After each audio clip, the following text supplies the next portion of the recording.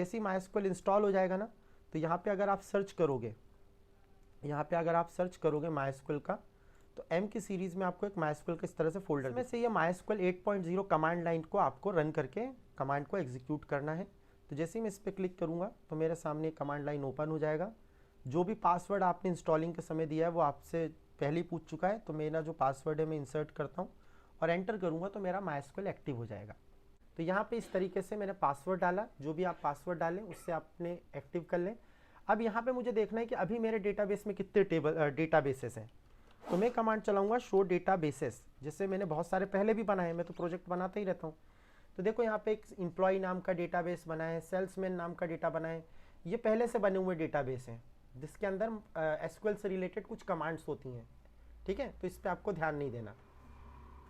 तो मुझे अभी क्या डेटाबेस बनाना है, क्रिएट डेटाबेस स्कूल। मैंने एंटर किया तो यहाँ पे एक स्कूल नाम का डेटाबेस बन गया, ओके लिखा आ रहा है, मतलब बन गया। अगर मैं अब कमांड चलाऊं शो डाटा बेसिस, तो देखिए यहाँ पे एक स्कूल नाम का डेटाबेस बन गया। अब स्कूल नाम के डेटाबेस को मुझे ओपन करना है तो मुझे कमांड चलानी पड़ेगी यूज स्कूल। तो यहाँ पे मेरा डेटाबेस ओपन हो गया। अब मेरा डेटाबेस ओपन हो चुका है। अब इसके अंदर जो भी मैं काम करना चाहूँ, टेबल बनाना, टेबल में रिकॉर्ड इंसर्ट करना, वो सारे काम मैं कर सकता हूँ।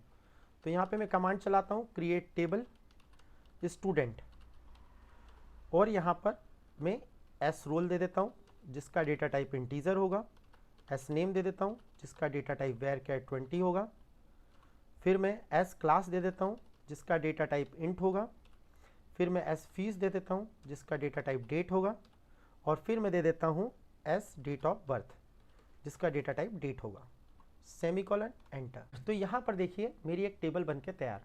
अब मेरे को कैसे पता चले कि भाई टेबल बनी भी कि नहीं बनी, तो मेरे पास कौन सी कमांड होती है, शो टेबल्स। ये क्या करेगा, जितनी भी टेबल्स बनी होंगी इस स्कूल डेटाबेस के अंदर उन सब की लिस्ट आ जाएगी, क्योंकि अभी कौन सा फोल्डर ओपन है, स्कूल। तो अगर इसके अंदर एक और टेबल बनी हुई थी तो उसका नाम भी यहाँ पे शो हो रहा होता। अब मुझे इस स्टूडेंट टेबल का स्ट्रक्चर देखना है, तो कमांड होती है DESC स्टूडेंट। तो जैसे ही मैं एंटर करता हूँ तो ये मेरे टेबल का स्ट्रक्चर है। पहले एक रोल नंबर की फील्ड है, उसका डेटा टाइप ये है, नेम है उसका डेटा टाइप ये है, क्लास है उसका डेटा टाइप वगैरह वगैरह यहाँ पे दिया हुआ है। ये मैंने देखो गलत कर दिया, यहाँ पे भी डेट लिख दिया, यहाँ फ्लोट लिखना चाहिए था मुझे, तो है ना। तो मैं मॉडिफाई कैसे करूँगा, अल्टर कमांड के थ्रू। अल्टर कमांड का काम होता है न्यू कॉलम ऐड करना और मॉडिफिकेशन भी करना। तो alter table, name of the table is student, और यहाँ पे मॉडिफाई के लिए होता है मॉडिफाई।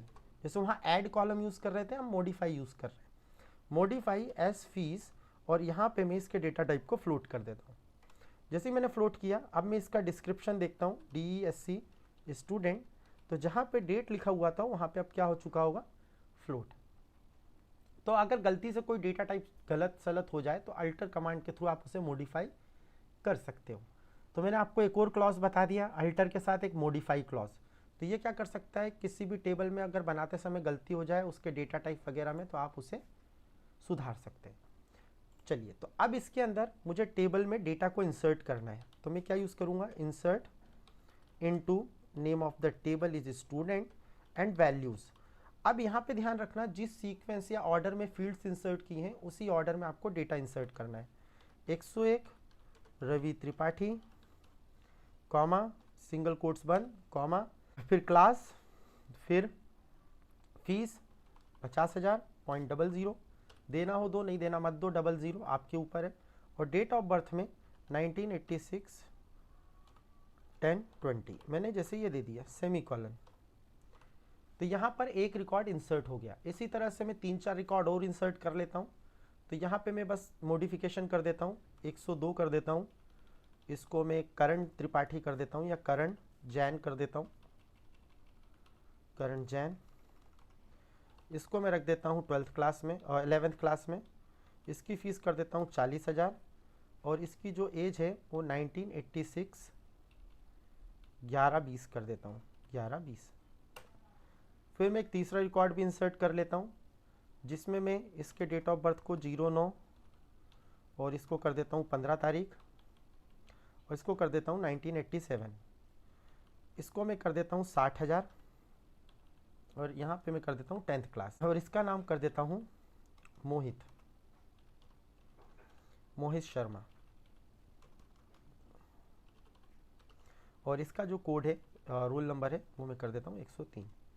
तीसरा रिकॉर्ड इंसर्ट हो गया। इसी तरह से मैं एक और रिकॉर्ड इंसर्ट कर लेता हूँ। डेट ऑफ बर्थ वगैरह वही रहने दे देता हूँ। फीस दे देता हूँ मैं 20,000। इसकी क्लास दे देता हूँ मैं 10th। इसको कर देता हूँ मोहित रैना, और यहाँ पे मैं कर देता हूँ 104। तो इस तरीके से मैंने 3-4 रिकॉर्ड इंसर्ट कर लिया अपने टेबल में। अब मुझे देखने हैं कि मेरे टेबल में कितने रिकॉर्ड हैं। तो विच command is use? Select all from student.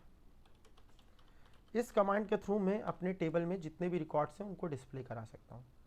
तो जितने भी रिकॉर्ड्स थे वो मेरे सामने मुझे दिखाई दे रहे हैं, पर मुझे सारे रिकॉर्ड नहीं देखने। मुझे केवल कौन सा रिकॉर्ड देखना है? जिसका रोल नंबर 102 है। तो मैं कैसे लिखूंगा? Select all from student where S roll equal to 102। सारे रिकॉर्ड्स को मुझे नहीं देखना। या फिर मुझे वो रिकॉर्ड डिस्प्ले करो जिनकी क्लास 10th है। तो मैंने कहा S class equal to 10th। तो मेरे सामने वो रिकॉर्ड आ गए जो कि 10th क्लास के हैं। कंडीशन कुछ भी हो सकती है, वो आपको देखना है। तो अभी मैं सारे रिकॉर्ड को डिस्प्ले करता हूँ। तो ये हो रहा है। मान के चलो मुझे यहाँ पर जो 103 रोल नंबर वाला व्यक्ति है, इसकी फीस को मॉडिफाई करके मुझे 80,000 करना है। तो how to deal with this situation? Using update command. Update student, और यहाँ पे मैं लिखूंगा सेट फीस होगी एस फीस मुझे करनी है 80,000 where S roll equal to 103। जिसका रोल नंबर 103 है उस स्टूडेंट की फीस को 80,000 कर दो। अपडेट हो गया। मैं अगर दिखाऊं सेलेक्ट ऑल फ्रॉम स्टूडेंट, तो देखो यहाँ पे पहले 60,000 था, अब उस वैल्यू को चेंज करके कितना कर दिया गया है? 80,000। मान के चलिए मुझे कि पर्टिकुलर कोई रिकॉर्ड डिलीट करना है। जैसे मान के चलिए मुझे डिलीट करना है जो व्यक्ति क्लास 10th के हैं वो सारे रिकॉर्ड डिलीट कर दो। तो मैं कैसे करूँगा? Delete from student. अगर मैं अभी एंटर मार दूंगा ना तो सभी रिकॉर्ड डिलीट हो जाएंगे। तो मैं अभी एंटर नहीं करूँगा, मैं करूँगा S class equal to 10th। वो सभी रिकॉर्ड डिलीट कर दो स्टूडेंट टेबल में से जो क्लास 10th के हैं। कमांड एग्जीक्यूट हो गई। अब अगर मैं आपको दिखाऊं तो यहाँ देखिए हमारी टेबल में से दोनों रिकॉर्ड क्या हो चुके हैं? डिलीट हो चुके हैं। अब मैं कॉलम भी ऐड करके दिखा देता हूँ। जैसे मैंने कहा अल्टर टेबल स्टूडेंट में एक मैं कॉलम ऐड कर देता हूँ। ऐड कॉलम, जो मैंने लास्ट में सिखाया था आपको, ऐड कॉलम डिस्काउंट नाम से कॉलम ऐड कर देता हूँ जिसका टाइप होगा फ्लोट सेमीकोलन।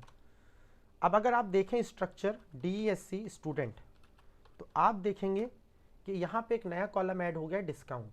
और अगर मैं आपको सारे रिकॉर्ड्स भी दिखाऊं तो भी आपको यहाँ पे एक डिस्काउंट कॉलम दिखेगा जिसके अंदर कुछ भी नहीं है। अब मेरी ज़रूरत ये है कि इस डिस्काउंट कॉलम में जो भी स्टूडेंट की फीस है उसका 10% डिस्काउंट निकल के यहाँ पे सेट हो जाए। फीस का क्या निकाले? 10%, और उसको किस कॉलम में इंसर्ट कर दे? डिस्काउंट कॉलम में। तो क्या कमांड लगाऊंगा? Update command.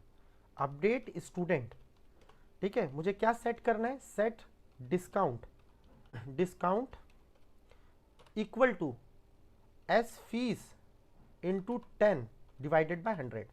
इसका मतलब क्या हुआ?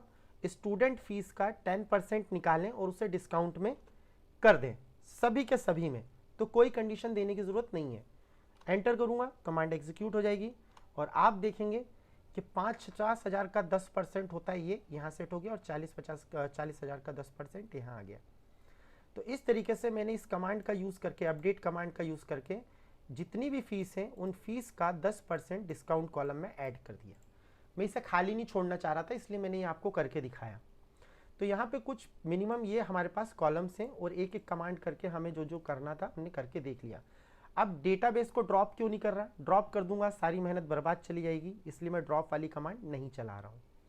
तो इस तरीके से मैं अपने MySQL डेटाबेस के अंदर काम कर सकता हूँ।